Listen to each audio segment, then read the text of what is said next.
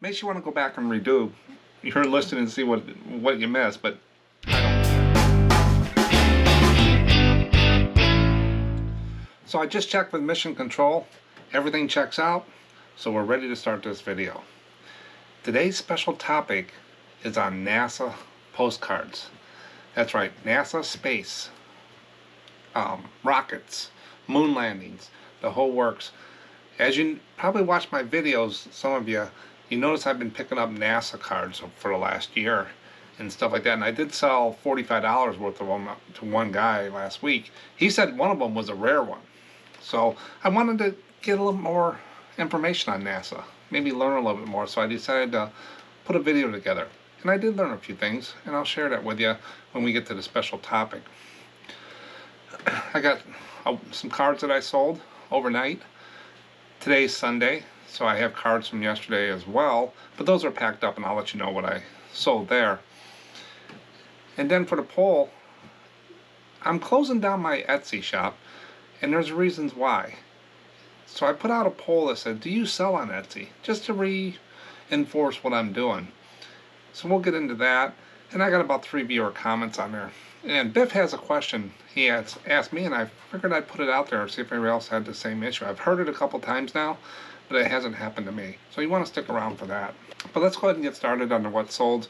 Only got 10 cards sold Saturday and the Sunday.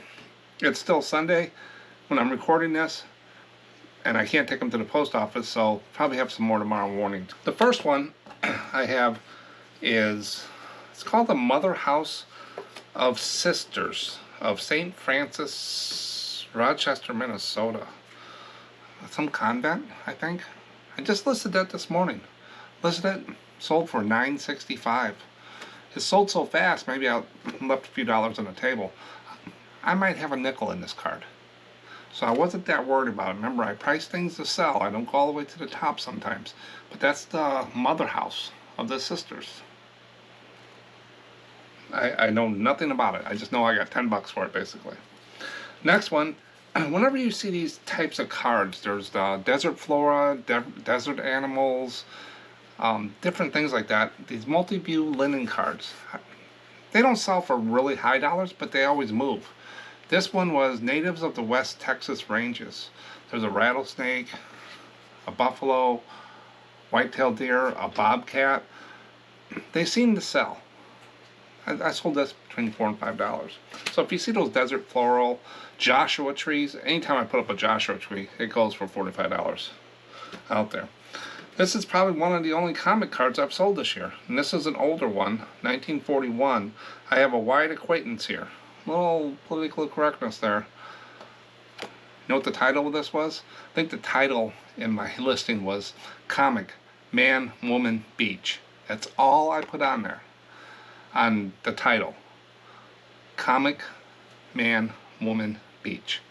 And look what sold. Or postcard Comic Man, Woman, Beach. And it sold. $4 to $5. And then with this batch I've been listing this morning, there's some Sun Valley. Sun Valley is a name you always want to check. There's some really good cards with some, especially older ones. These are chrome cards, and this guy bought 2 of them for $14. First one is just a skier. This sold for $7.79. I must have sent him an offer, or he had something on there. And that's a skier at Sun Valley, $1 million place. Could have held out, maybe got a couple more dollars, but I want them to sell. Some of these cards I want to move. And then this one sold also for basically $7. It's the Challenger Pool at Dollar Mountain, Sun Valley Inn. Got a little deckled edge there. 1943, white border. Posted. So those 2 cards together sold for $14. I might have 10 cents into both of them total. Next one is a field museum in Chicago, Neanderthal caveman, $4 to $5. Just a regular touristy museum card. I got a big batch of those, and they've been going in and out, $4 to $6. Here's another Flat Rock Club, Max in Idaho. Didn't find much on this, and it didn't look like much to me, but it sold pretty fast. So I might have left some money on the table on this one. This is Flat Rock Club, Max in Idaho. Makes you want to go back and redo. you're listening to see what you missed, but I don't do that. The guy got a good deal. I got my money. I got my margin, more than my margin for it. I might have a nickel in that card, if that. And then this gentleman bought 2 of these boats right here. It's not a real good print. It's just the way it is. And it's on a little thicker cardstock, but that's what the club printed out. It's kind of messy. It's an older boat, but it's USS General M. Patch, TAP-122. He got 2 of them. I got that for $9.10. Then this card here is another ship. This is not a chrome card, kind of a chrome card, but it's textured in between like that chrome linen stuff, not for sure. This is a Fleet Service Nantalhala. Sold that for $45. I got 81 of those left, is what eBay is telling me. I might have some more in the closet. If there's a card in the back, when I counted them out, and if I had a whole case of them, which I did, I have a lot of them, the last card, about almost to the end, I put in there more in closet.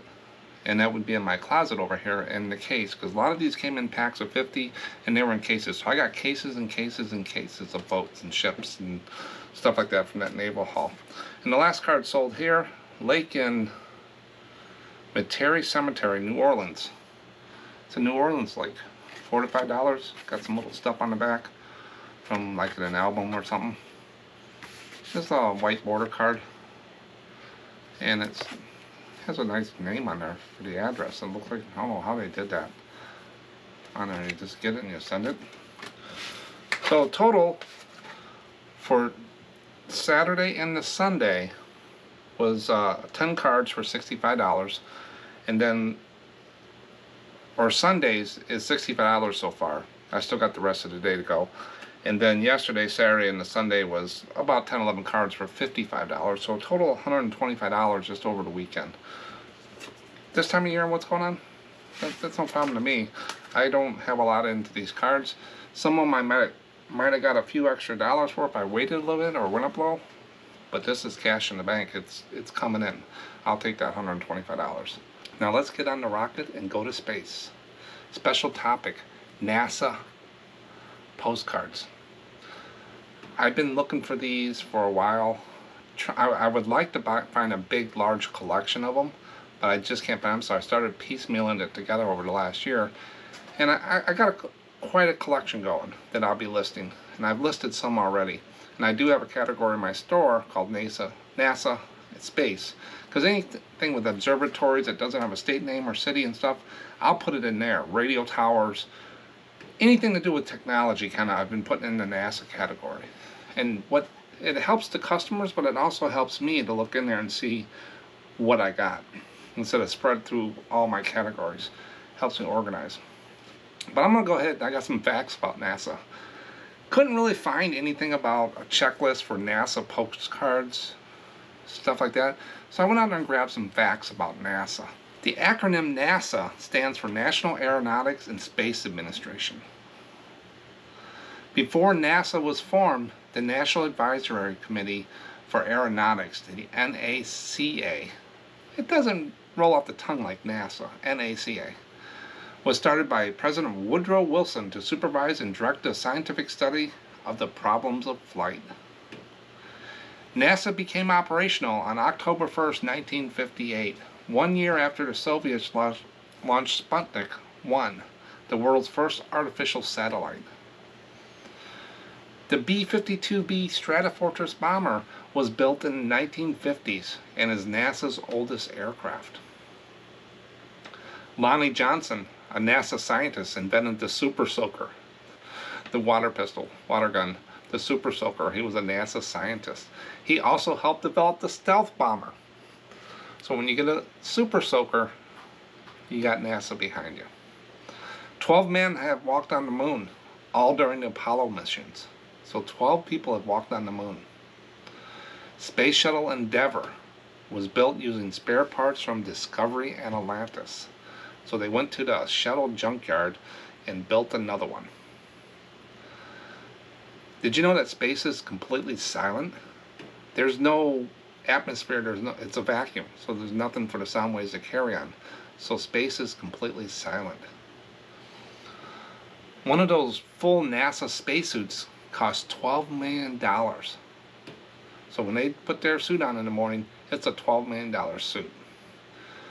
The footprints that were left on the moon will be there for 100 million years. Now those long-range spacecraft, Voyager 1 and Voyager 2, have been operating for more than 40 years. Just think, you started something when you started your career, and now when you're retiring probably, they're still working. It's pretty cool to think about. I go on the Voyager website every once in a while. I think Voyager 1, or I'm not for sure if it's 1 or 2, hit interstellar space last year, or the year before. Lately it has. So it's the farthest out there.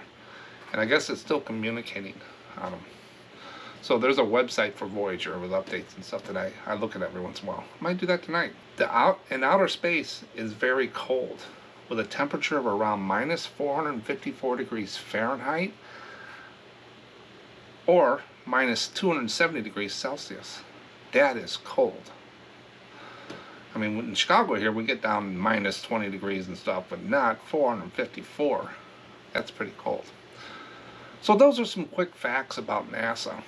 And with the advent of SpaceX and what Bezos is doing, I think it's Blue something, it just raises my curiosity about it, watching it. And they just had a landing today for one of the things that came in, and just watching the parachutes and the landing, it just captivates me. I like reading about the technology and stuff and how they do things.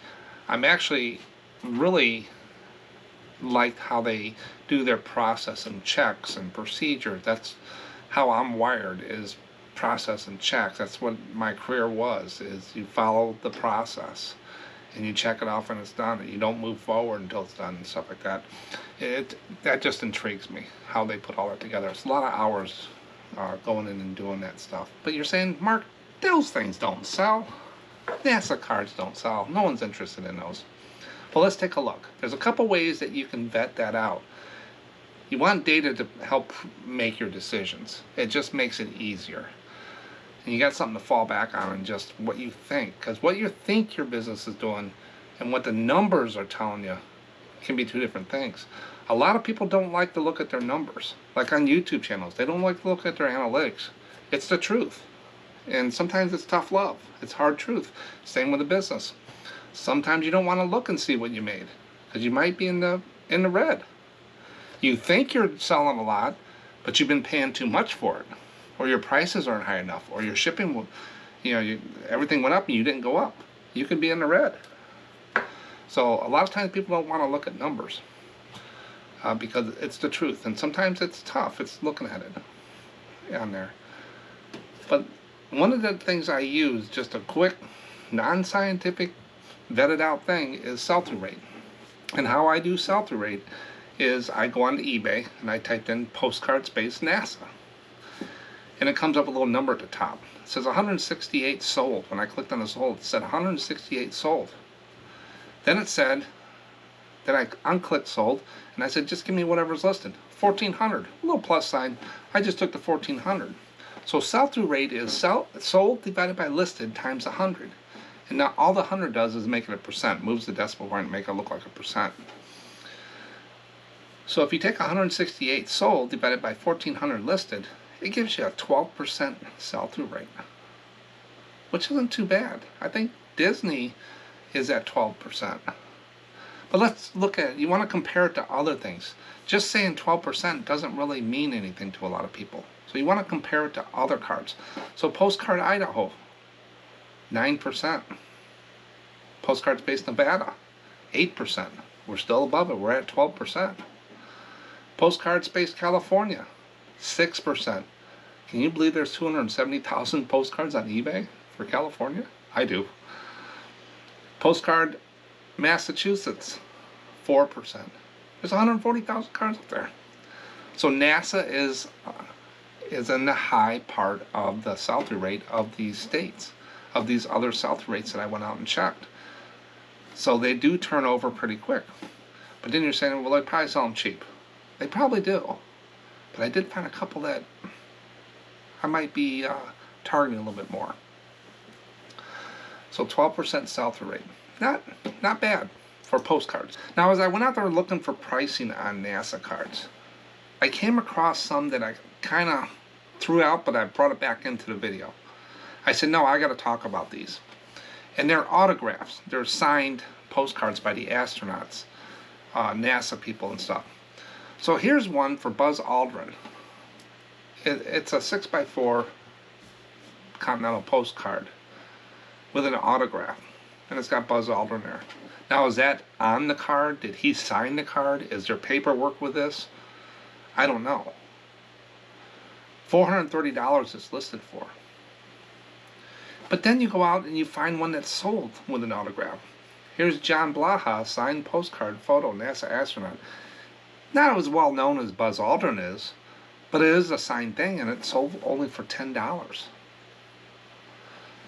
I don't do autographs unless it's been certified or whatever, no slabs and stuff like that, because I don't know where this was on there. So he's asking $430 for that signed postcard, and the other one sold for $10 of another astronaut.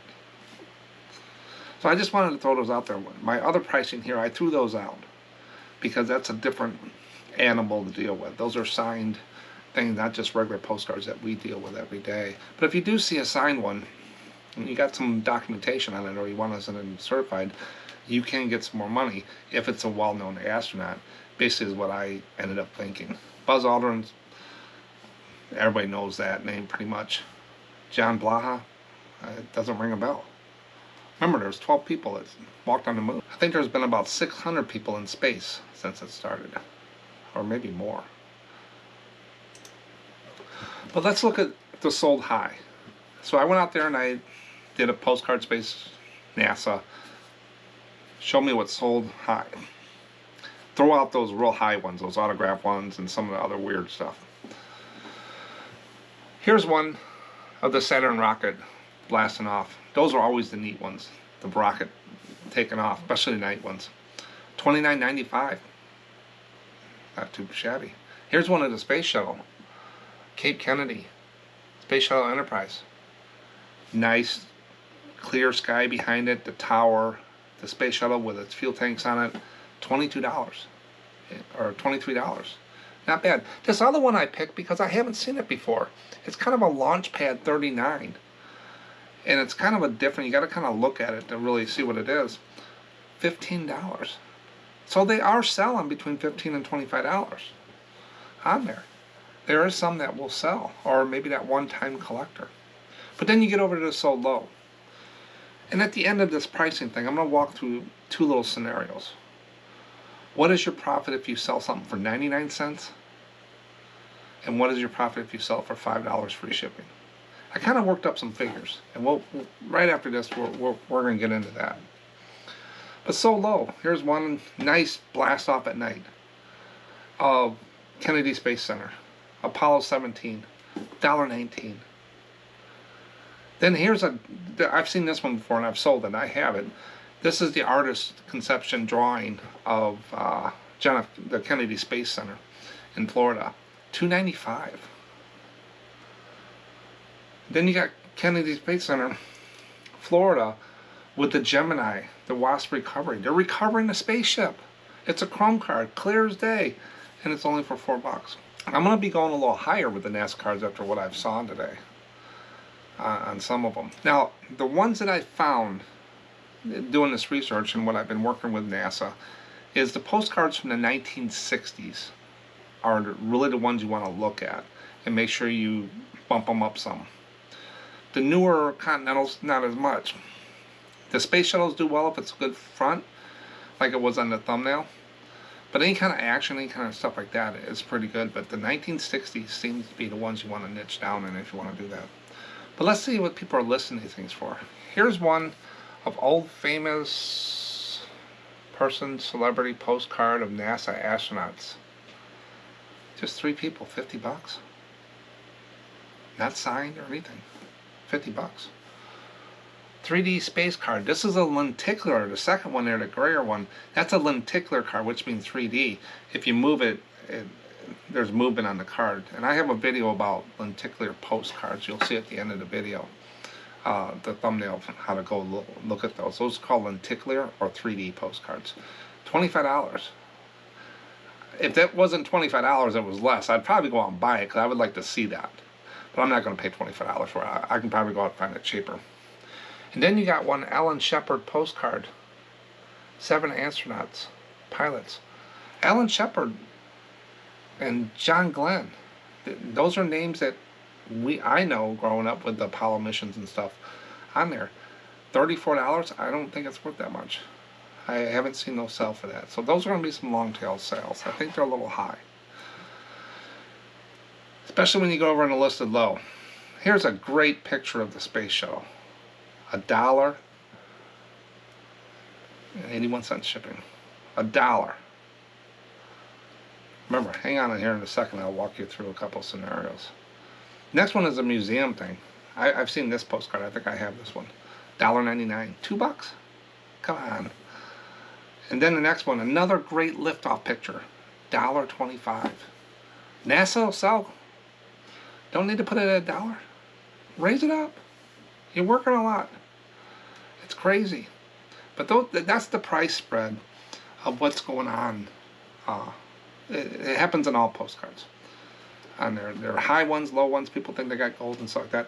So be careful when comping. If you see something and it doesn't feel right, it's probably not right. But I did 2 little exercises here. I just wanted to see if I sell a postcard for 99 cents and $1.25 shipping. Here's how it breaks down. And I did my best at this. And these are just numbers for demonstration as I go through this stuff. You can change the numbers to whatever you want. But these are just numbers that I picked to just go through the flow and stuff like that. Let's say I sell a postcard, so I put a price up, sold it for 99 cents. My shipping is $1.25. I've actually seen this. I actually went out there and found a postcard for 99 cents and $1.25 shipping. So those aren't made up. There is postcards out there with that. So 99 cents sold, $1.25 I charged for shipping. Someone bought it. I bought the postcard, I said, for $0.25, 25 cents. Then I said, okay, they're going to use eBay standard envelope. 57 cents is what the shipping cost me. It'd be 1 ounce for one card. eBay store, they have a basic store. They're a top-rated seller. I give them that. I figured they promoted. They use promoted listings, minimum 2%. And since final value fees are taken off sales tax and all that, I put a 6% sales tax. It could be up or more. My sales tax, I think, here in my county is 6 1/4. Up north in Chicago, I think it's 9. So I said 6%. So what did the fees come to? So everything after I sold it, the eBay fees comes to 61 cents. And I did mark it in the collectibles category, which is like 12% final value fees, and then you get that 30-cent charge, that one-time charge. So 61 cents is the fees. Leaves you a profit of 81 cents, or 36%. I mean, 36% ain't bad, but on some things, but you made 61 cents, or 81 cents. Now, if I sold 100 of those, I would make $81. So if I sold 100 postcards for 99 cents, $1.25 shipping, and it goes through this scenario, I'm going to make $81, or 36% profit. Now let's take a look at if I sold postcards for $5, free shipping. Same deal. It sold for $5. Didn't charge anything for shipping. I bought the card for $0.25. Shipping cost, eBay standard envelope, 57 cents, my cost. I have a basic store, top rated, same as the other one. 2% promoted, 6% sales tax. Now my fees are 98 cents. And my profit is $3.20, 64%. If I sold 100 of those at $5 and all the criteria is the same, I'll make $320, 64% profit. So Instead of $81, I'll make $324 for the same number of cards. Now, that's all considering good. I mean, there's a big difference between selling 100 cards for 99 cents, $1.25 shipping, and 100 cards for $5 free shipping. You know, there's money in there, $200 and some, but you didn't figure in your time. So I went ahead and I said, okay, this is going to take me 100 cards from buying, listing, scanning, to selling. I figured for 100 cards, 3 hours. It could be lower, it could be higher. Just for demonstration purposes, I put 3 hours. And I figured $15 an hour. You can put any number you want in there, but for demonstration purposes, I said $15 an hour. That equals $45 of my time.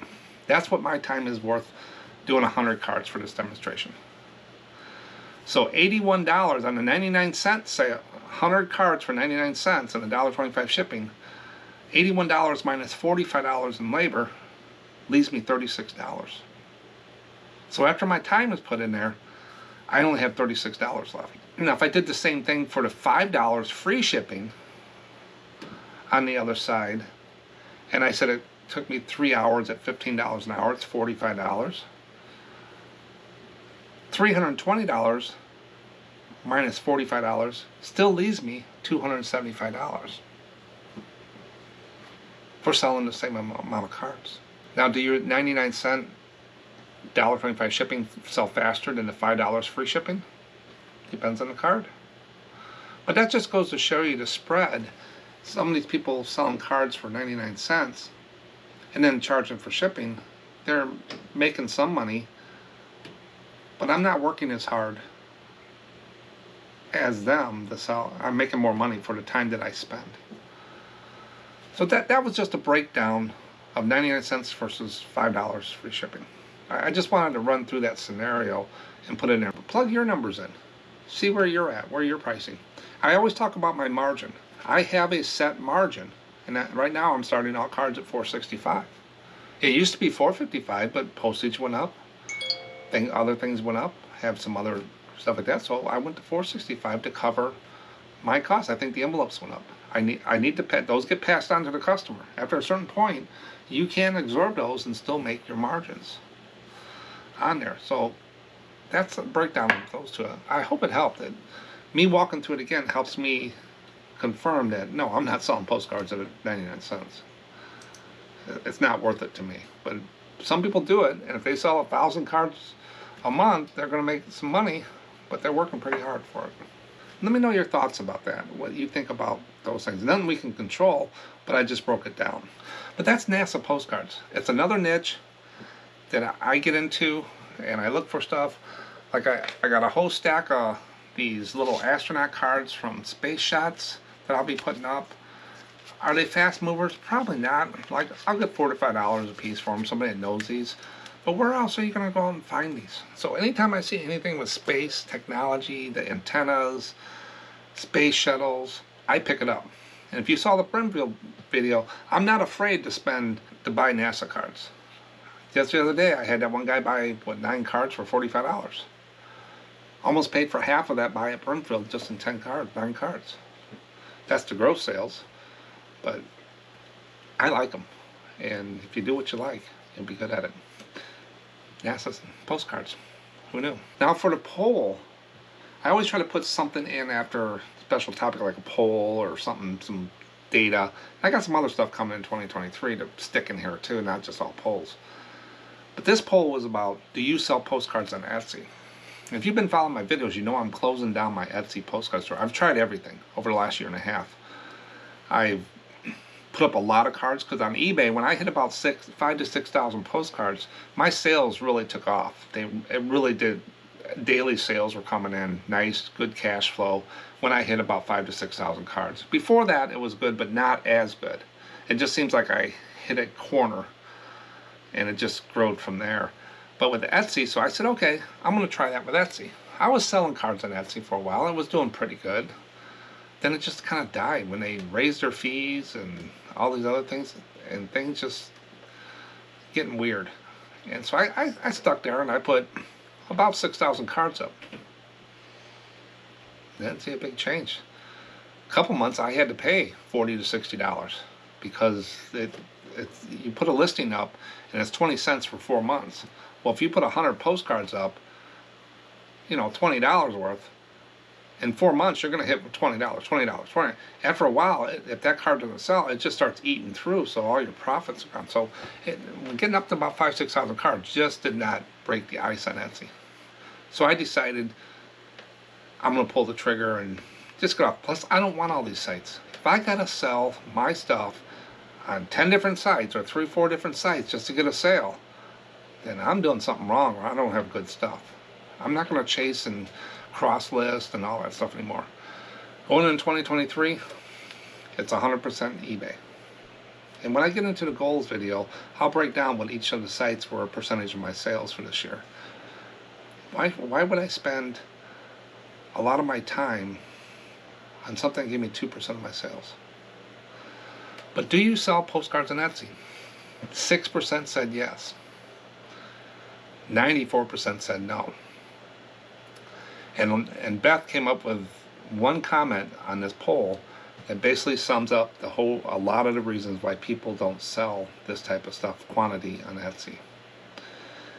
Beth said, I used to sell postcards and collectibles. When I ran into issues, there was no real support. No, there's not. I think I contacted them one time over the years I was on Etsy. And that's because their two-factor authentication wouldn't let me in. It wasn't sending me a code. And I couldn't get in, so I finally found an email address or something, and I sent them, and somebody finally got in there. And you know what their response was? Well, I'll just turn it off. You don't have to use two-factor authentication anymore. I said, no, wait a minute. I want to use two-factor authentication. Well, it's not going to work. No, you need to get this resolved. Has never been resolved. So I always had that risk sitting there on Etsy. So that was the result. They just turned it off. And that was about the only time. So I agree with the support. There's just nowhere to call. Support plus the fees would eat you up on long tail items, postcards. I thought I would turn a corner when I hit about 5,000 cards and just sell enough to bring it in. It didn't happen. So it was an experiment. Cost me some money. Ain't gonna happen again. Same with HIP postcards. HIP was good for a while, but once eBay made some changes and stuff and their sync doesn't work anymore, it wasn't worth staying on there. And they didn't have all my cards on there. Their site is archaic. They haven't updated anything. I'm not going to stick with these companies. Just like Bonanza is another one. I don't know why people sell there. They do it because there's a sync between eBay and Bonanza. But all my postcards on Etsy and eBay were totally separate. There was no... It was listed on both sites. They were separate postcards, so didn't have to worry about that cross list. But it's true, your fees will eat up on Etsy, so be careful with that. If you're a crafter and stuff like that, and you make lampshades, decorative stuff, it's a good place to be. If I was doing that stuff, I would sell it on Etsy. Any kind of crafting and stuff that you can make to order, and I didn't mind their listing tools or their shipping stuff. It was pretty good. It was easy to list on. So, but for long tail things like postcards, I'm with Beth. It's just not a good place for it. For me, you can do what you want. I'm just saying like to tell people what I do. But that's the poll. And I think I got a couple more out there that says, do you list on HIP? I just want to find out where people are selling. And only 6%, three, four people are selling on Etsy postcards. Now we're going to end the viewer comments. Always got a couple of these at the end. But Bit Buffalo has a question here to me. And I'll tell you what I replied to him after I read it. But if we can help Biff out, if anybody else has the same issue as this, we don't know why it's happening, but it doesn't happen that often, like he said. For the second time ever, Biff says, I got a message at the USPS, the post office, required 42 cents postage due on an eBay standard envelope. It was a single card in an Echo Swift mailer. That should be 1 ounce, unless you're putting in something heavier than that, and that should be 57 cents. No reason for this one to be any different than normal. It doesn't sound like to me. Do you ever have a customer mention this? I just refund the difference. Luckily, it barely happens. And I told Biff I have not had that happen to me. I've heard it a couple times now, 2 or 3 times, and what happens is the customer gets charged for that or whatever to get their card. and then they come back to you. So it's a conversation that I wouldn't want to have. But I'm waiting for it to happen. People said it's happening. Has any of you had this happen? If so, leave it in the comments and me and Biff will see it.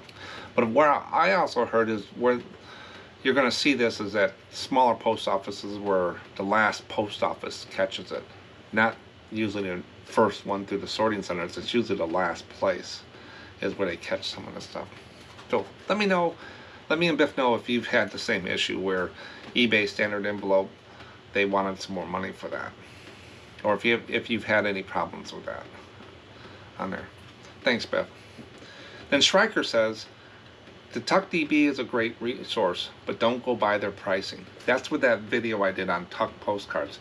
They have a website called TuckDB. Tuck Postcards DB, I think it's called. It's in the video description on there. And he's talking about the pricing there. It's not very accurate. No, it's probably, it's old. I regularly sell them for double or more of their prices. With that said, I really like Tucks. I bought a large lot of them earlier this year, so I have almost 700 listed at this point. Sold several of the Lewis Wayne cats. Those are nice to find. Yes.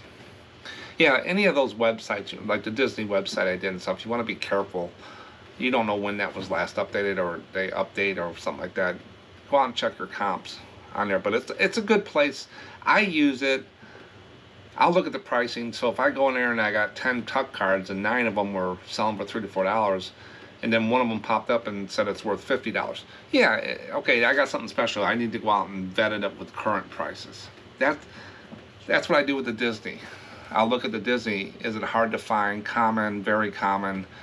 I look at the codes more than anything, just to see if anything jumps out. If not, it's a regular $4 to $6 card and stuff like that. So that's where you can use it. Is just, do I got something special here?